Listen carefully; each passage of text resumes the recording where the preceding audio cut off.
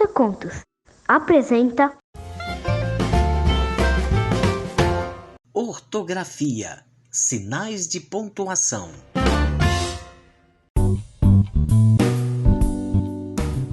Ortografia, como se sabe, é a arte de escrever bem, tudo certinho, bonitinho.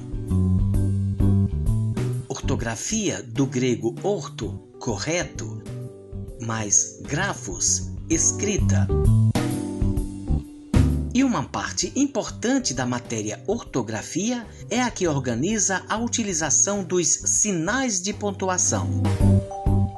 Os sinais de pontuação representam na linguagem escrita os efeitos do ritmo e da entonação da língua falada. Por exemplo, pausas, espanto, perguntas, ironia e destaques de um trecho da mensagem. Aplicando corretamente a pontuação no texto, se transmite a mensagem de modo que o leitor possa interpretar bem não só a informação, mas também as emoções e o contexto contidos nesse texto. Sem uma correta pontuação, a mensagem fica assim meio sem graça. Tipo isso. Uau, eu fui muito bem na prova, sabia? Meu professor me parabenizou, meus pais ficaram orgulhosos de mim e eu estou muito feliz. Agora, veja o mesmo texto lido com ritmo e entonação, transcrito com a magia da pontuação. Uau! Eu fui muito bem na prova, sabia? Meu professor me parabenizou, meus pais ficaram orgulhosos de mim e eu estou muito feliz. Legal, não é? Então vamos desvendar essa magia conhecendo os principais sinais de pontuação. Com vocês, o ponto de exclamação. O ponto de exclamação serve para destacar as chamadas interjeições, aquelas palavras que expressam emoções mais fortes. Ai! Susto! Olha-me, Deus! Surpresa! Nossa! Ou palavras de ordem. Mãe! Silêncio! Atenção! O sinal de exclamação sempre encerra uma frase. Então, depois dele, começando uma nova frase, a primeira letra deve ser maiúscula. Ok. Bom, se não for para encerrar a frase com uma exclamação, você pode usar o nosso próximo sinal, o ponto final. Como o próprio nome diz, esse pontinho serve para finalizar uma sequência de ideias, discretamente, sem chamar muita atenção. Blá blá blá blá blá blá blá blá blá blá blá blá blá. Enquanto a exclamação é assim meio dramática, Eu não gosto de Giló. o ponto final é bem de boa. Eu não gosto de Giló. Nossa próxima atração é o ponto de interrogação. Interrogar é fazer uma pergunta. E quando fazemos perguntas, falamos com uma entonação especial, não é mesmo? Não é mesmo? Essa entonação especial é representada no texto exatamente pelo ponto de interrogação. Veja a diferença de entonação. Eu aposto que você gosta de Giló. Você não gosta de Giló? E por que eu deveria gostar de Giló? Note que, a exemplo do ponto de exclamação, o sinal de interrogação também encerra uma frase, e a frase seguinte começa com uma letra maiúscula. A propósito, você gosta de Giló?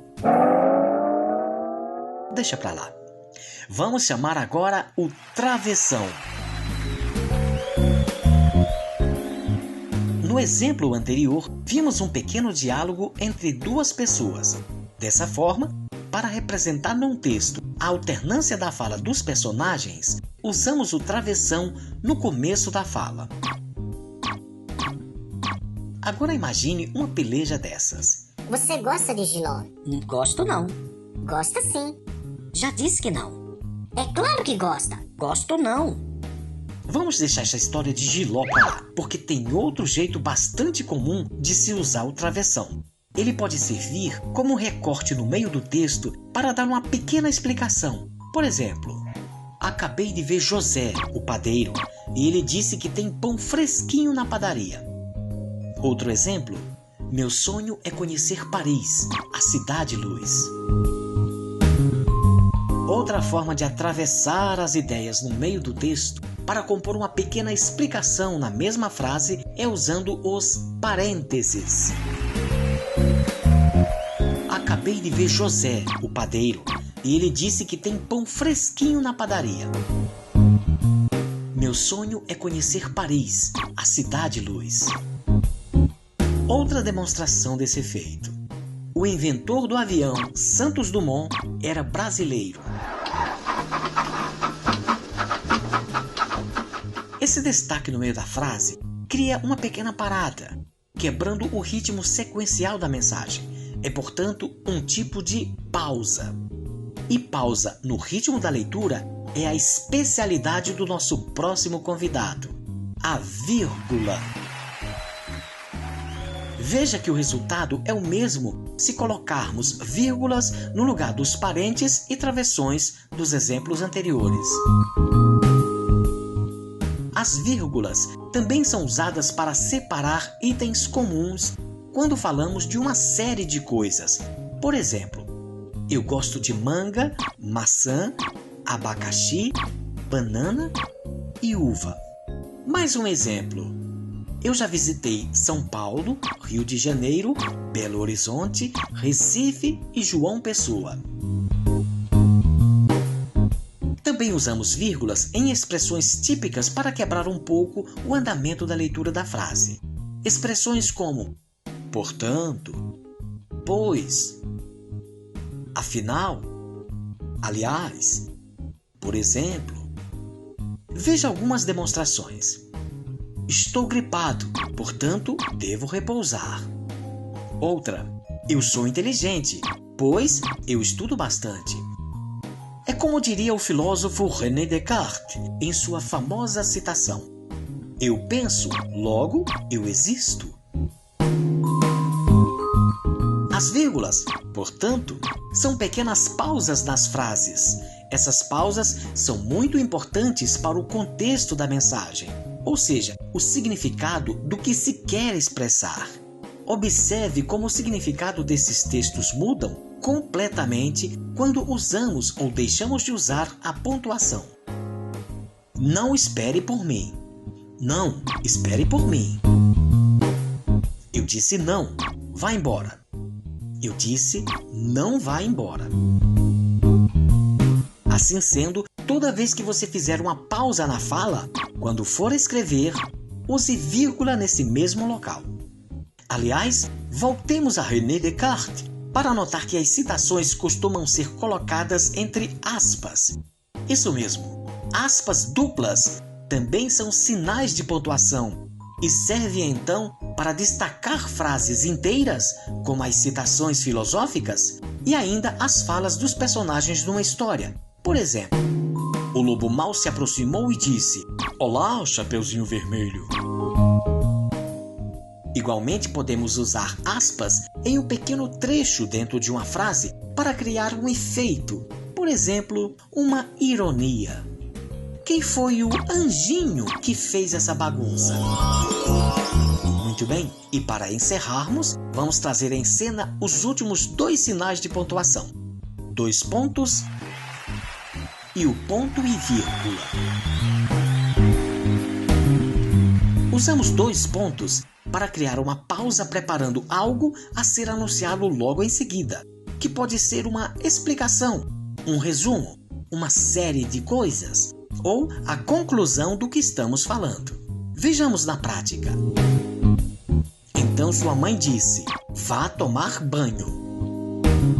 Finalmente, ele encontrou o que tanto procurava, o tesouro perdido. Mais um exemplo, 2 pontos. Estas são minhas melhores amigas, Madalena, Raquel e Joaquina. Note que os 2 pontos criam uma pausa na frase, entonando que ela vai ser continuada. Não é, portanto, o final da frase. Por isso que essa pontuação não exige que a continuação comece com uma letra maiúscula. No nosso último exemplo, a letra M maiúscula se deve ao fato de se tratar de um nome próprio, Madalena. E finalmente, vamos ver a utilização do sinal ponto e vírgula, que é um pouco parecido com o sinal da vírgula, quando usamos para separar itens em uma listagem. Mas nesse caso, usamos ponto e vírgula precisamente quando, dentro de cada item dessa série que está sendo listada, houver uma pausa marcada com vírgula. Vamos ver. Esta é a minha família. Meu pai, José, minha mãe, Maria, minha irmã, Marta, meus irmãos, André e Tiago. Note que, se não fosse para detalhar os nomes dos parentes, os itens da listagem poderiam ser separados só com a vírgula. Esta é minha família. Meu pai, minha mãe, minha irmã, meus irmãos. Mas, como a vírgula fazendo as pausas explicativas, os itens precisam ser separados por ponto e vírgula. Ponto e vírgula é o sinal usado também em listas alinhadas. Veja só, primeiro item, segundo item, terceiro item. Nesse caso, o último item é encerrado com um ponto final. Outra forma do uso do ponto e vírgula é separar ideias adversas, contrárias, tipo frio e calor, postas uma ao lado da outra. Exemplo: muitos querem ter sucesso, poucos se esforçam para alcançá-lo. Os termos adversos aqui são muitos e poucos. Outro exemplo: uns choram, outros riem. Atenção! Não é o caso de usarmos ponto e vírgula se aí acrescentarmos uma conjunção, quer dizer, palavra ou expressão que liga uma ideia a outra. No primeiro caso, essa conjunção poderia ser porém. Muitos querem ter sucesso, porém poucos se esforçam para alcançá-lo. Note que o ponto e vírgula deu lugar a uma vírgula simples. No outro exemplo, uns choram, enquanto outros riem. Que um nasce pra sofrer, enquanto o outro ri. E ponto final na matéria de hoje. Hã? Não, espere! Vamos trazer mais um sinal de pontuação de bônus. O sinal de reticências, que é o sinal gráfico representado por 3 pontinhos, usados para representar uma continuação de ideias que, entretanto, não está presente no texto.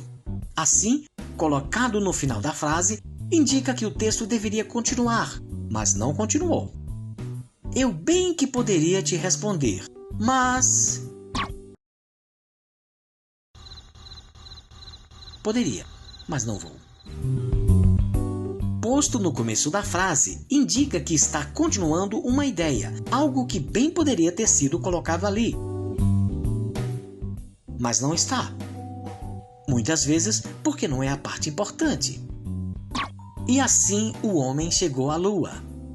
Note que a mensagem que interessa aqui não é como o homem chegou à Lua, mas que ele chegou lá. Outra maneira bem usual de aproveitarmos bem as reticências é em lugar das expressões assim por diante e etc., indicando que depois de listar alguns itens, a série continua, ou deveria continuar. Vamos ver. O supermercado é cheio de comida, itens de higiene, itens de limpeza. E aí fica a ideia de que há muito mais coisas, assim como na lista de sinais de pontuação. Há muitos outros itens, mas vamos deixar nas reticências. No entanto, esse não é o nosso ponto final, porque logo mais vem outros vídeos e outras coisas legais e instrutivas.